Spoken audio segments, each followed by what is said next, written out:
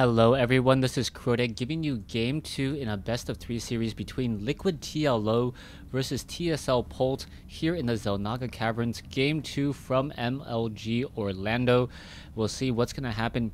Game 1, a real nail-biter up until the very end, as TLO spawns as the blue Terran player on the top right-hand side of the map.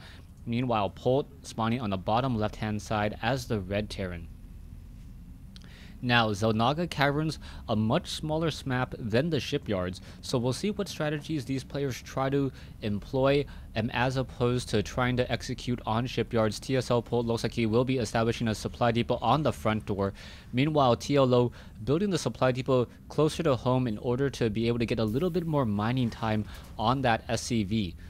Polt opening up with a refinery first build, something that is very tech heavy in order to get that Banshee play. And originally I did not think that Polt was going to be able to be that effective with those Banshees, as TLO did have Vikings in the air, but so many times TLO's Vikings just seemed out of position and wasn't able to really get into the fight all too quickly.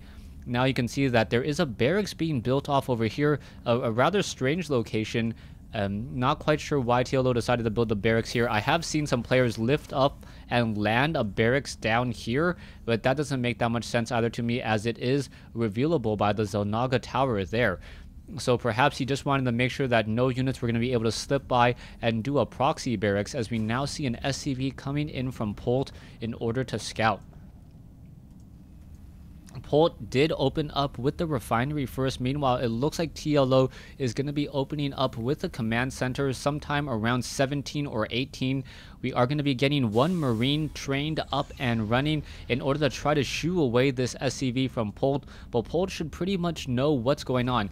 Excuse me, there is a refinery over here by TLO, so my apologies, didn't see it. It doesn't look like it's going to be a fast command center at all, as now Marines are being trained. Another supply, more Marines are still being trained, and by the looks of it, I would say a factory is coming in next from TLO. Polt going to be able to finish off this supply depot and perhaps build a factory down over here. No, he's going to build it up over here. There it is, and a pretty standard build. Now, the important thing to see is whether or not Polt goes for a second gas, and we should also see whether or not TLO goes for a second gas. If they go for a second gas, it normally means that they're trying to get higher up that tech. It's not going to be as much Hellion play as it is going to be Banshee or Siege Tank play. And we see Polt is going for that all-important second refinery. He wants to either utilize his Siege Tech, and it looks like he will be going for, I believe, Siege Tech, or not Siege Tech, Hellions, or perhaps just Marines with Siege Tanks. Only time can tell there, as now we see TLO opening up with his command center. So TLO attempting to expand, building that command center inside his base first. Still doesn't have a second Vespene Geyser, only now establishing it. So he is about, I would say, 1 minute behind so far on that second refinery, as TLO now looking to scout with this barracks.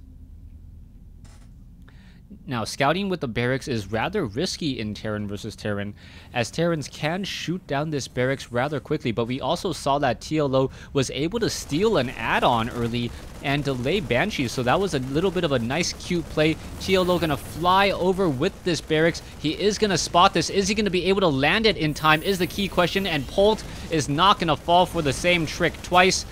He knows that he does not want that to happen once more, as we can see a Banshee being built, but the timing on this Banshee is going to be much more standard, as Polt about to finish, or perhaps not going to even try for that all-important cloaking research. He does have 3 gas down over here, but he may have delayed the Banshee just enough so that he wasn't able to get that cloaking nearly as quickly, perhaps opting to go for a reactor instead, and we'll see how Polt will follow this up.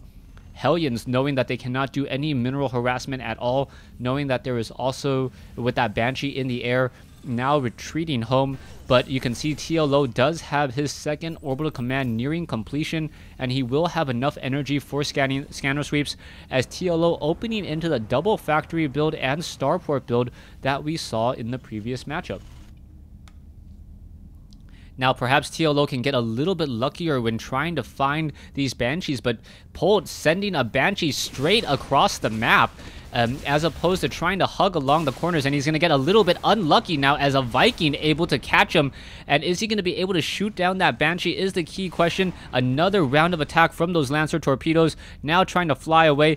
It looks like he will not be able to catch up to that Banshee. The Banshee taking a little bit of a longer ride home, or a longer way home, as the Hellions quickly scout out that there is not a command center down here.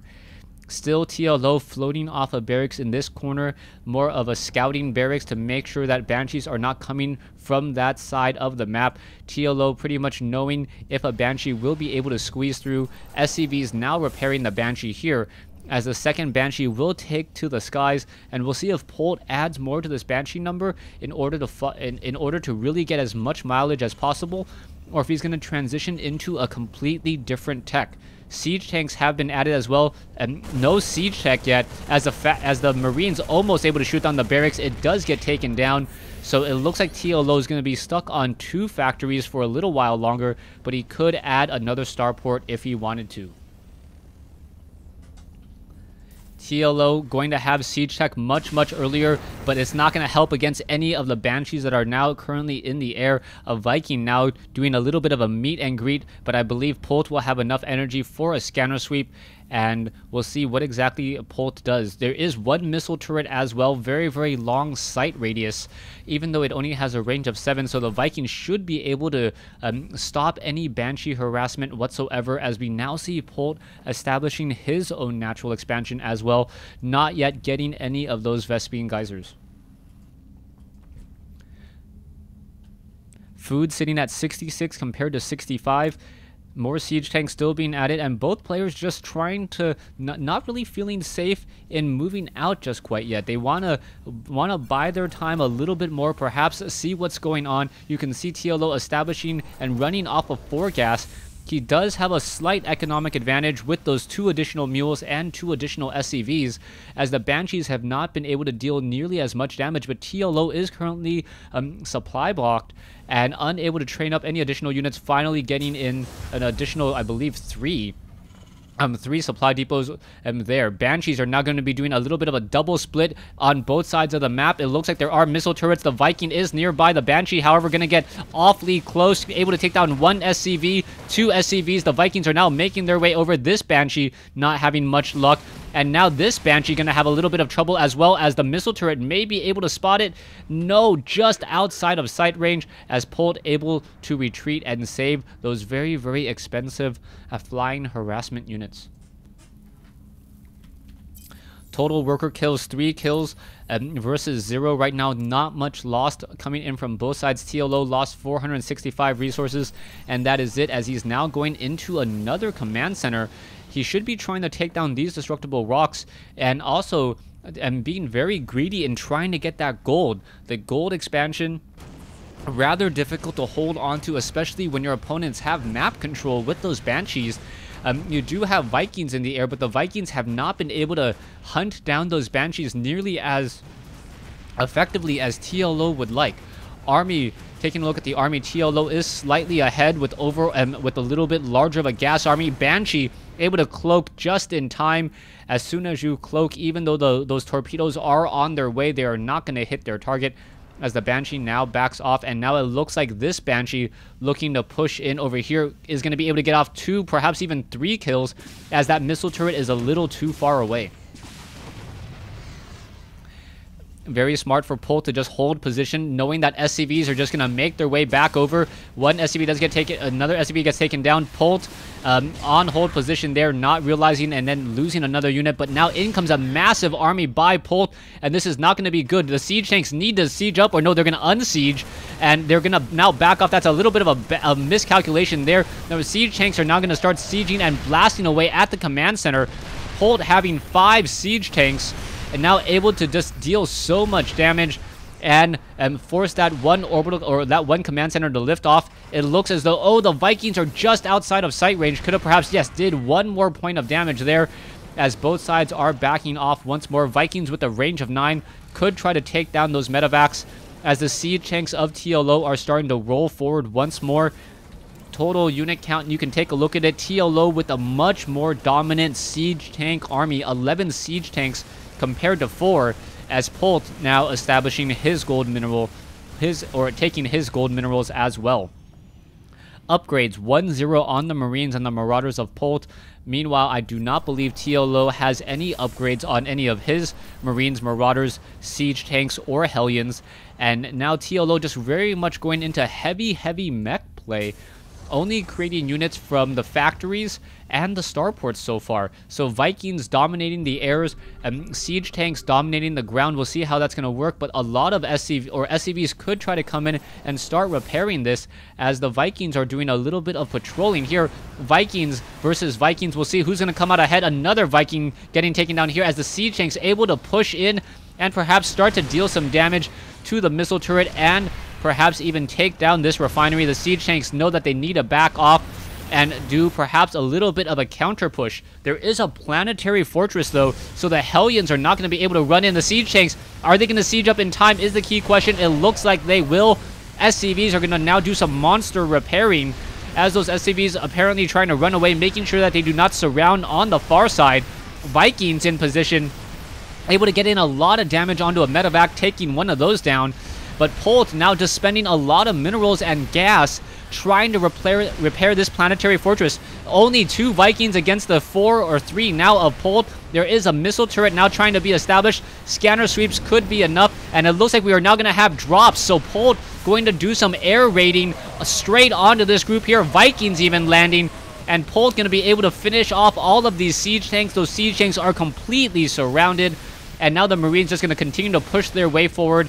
And TLO has a very small army. I'm not quite sure how he's going to fight back against this, as Polt was able to break that siege line rather easily after taking and getting air superiority.